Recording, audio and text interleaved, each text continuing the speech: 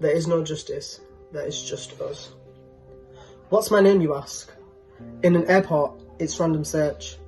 Looking for my gate, my name's suspicious. Getting out my cheese and Branston sandwich on the plane, my name is terrorist, and on the phone speaking to my grandparents, my name is foreign. But to me, it's just Hassan. But to my mum, it's Hassan!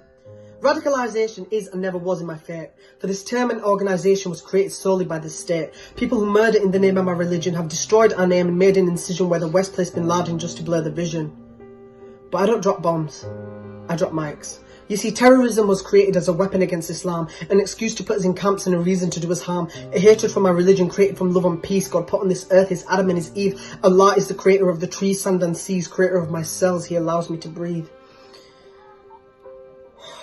Where are you from? I'm from the place Britain built for us. Sorry, when I say us, I don't mean you. I mean the homes for blacks and browns, and yeah, there's a few white people too.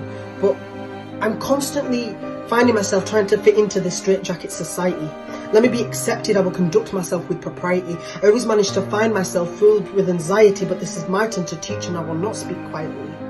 You see, social media is not what it used to be. Instead of models, money and music, I see things I don't want to see. I see murder, manipulation and massacre. Now I'm on social media waiting for the next bell. Instagram Live, we watched as our men fell, trying to make ends meet in a system built to give us scraps they like to watch us burn. Grenfell wasn't even on the maps.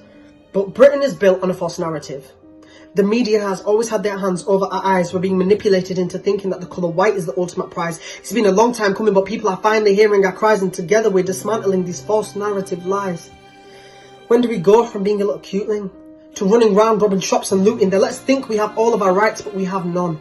That's why we still have to fight these fights. You see, racism is woven into the fabric of this society. When I was younger, I would wish I could take off my skin and leave it at the door, but I can't change the colour of my skin, and I don't really want to change it anymore. I just want to live in my skin, and now you won't let us breathe. No breath is deep enough to feel the kind of relief that I need to feel. We're calling for change to allow our scars to heal. You give us BAME and expect our scars to heal. We will let you know when the change feels real. And now my mind is constantly racing.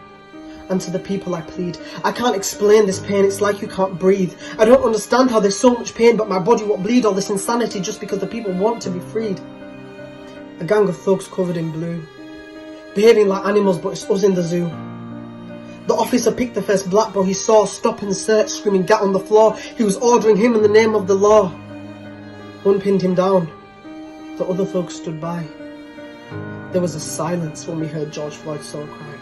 A silence that inspired the world when we watched his soul fly. Now a funeral for another black brother that we couldn't afford. These are the consequences of an officer just because he was bored. They say the darker the berry, the sweeter the juice, but the way they see it, the darker the skin, the tighter the noose. A powerful message is here to be delivered. Just because I ain't dead or black doesn't mean I ain't triggered. You will never understand this experience they designed. Now listen closely while I tell this story of mine. Paki was the slur they shouted when we strolled across the street. My mum said, keep your head down, just keep looking at your feet. Pouring the words Paki from your lips, my heart drops, everything stops frozen in time. My body begins to curl, my stomach starts to hurl, it's like I have no spine. My tongue unable to form the chorus that I feel I must sing, for in that moment, my voice was stolen, being drowned by the note in my throat that's now swollen. I don't feel human, but like a car crash. Stuck to the seat by your words that hold my body still, wondering if words do kill. I watch as my soul is spilled, smashing through the window pane. This is a far too familiar pain. Now my soul greets death again, but there's no need for introductions, because death already knew my name, and I watch as death carried the part that you killed. Your word Paki has been fulfilled. My mum was saddened to have to say to her own kin that their racist opinion was their own sin. And I hoped one day what they said would wear thin. I cried, why do their words still leave bruises on my skin?